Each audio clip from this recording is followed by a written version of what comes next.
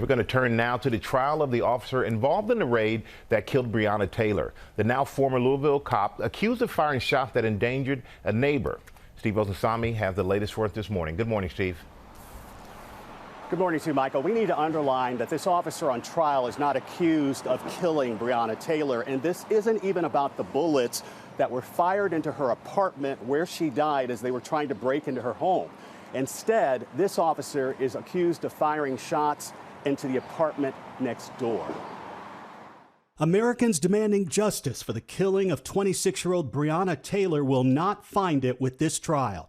On trial this morning is one of the Louisville police officers who was executing a search warrant at Taylor's home 2 years ago when she was killed. But even though it was the young black woman in apartment number 4 who died in a hail of gunfire, former police officer Brett Hankison, who was outside her door, is only accused of endangering her neighbors in apartment number 3. This is not a case to decide who is responsible for the death of Breonna Taylor. He's pled not guilty and is expected to take the stand in his own defense. He's charged with 3 counts of wanton endangerment. Prosecutors say the former officer showed extreme indifference to human life when he fired blindly and 3 of his bullets rang through the apartment of Breonna Taylor's next-door neighbor.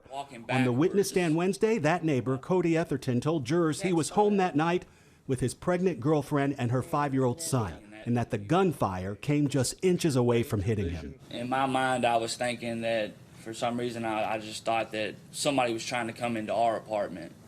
So my instinct was to go to the front door, of course, to protect my family. Hankison's defense lawyers told jurors that the former officer was just responding to gunfire from Taylor's apartment. Authorities say that none of the 10 shots that Hankison fired killed Breonna Taylor, and instead she was killed by a bullet from another officer. None of the officers involved in the raid have been charged in connection with her death. This former officer on trial this morning is free on bond. He faces up to 5 years in prison for each of the 3 charges against him if convicted. Guys. Thank you, Steve.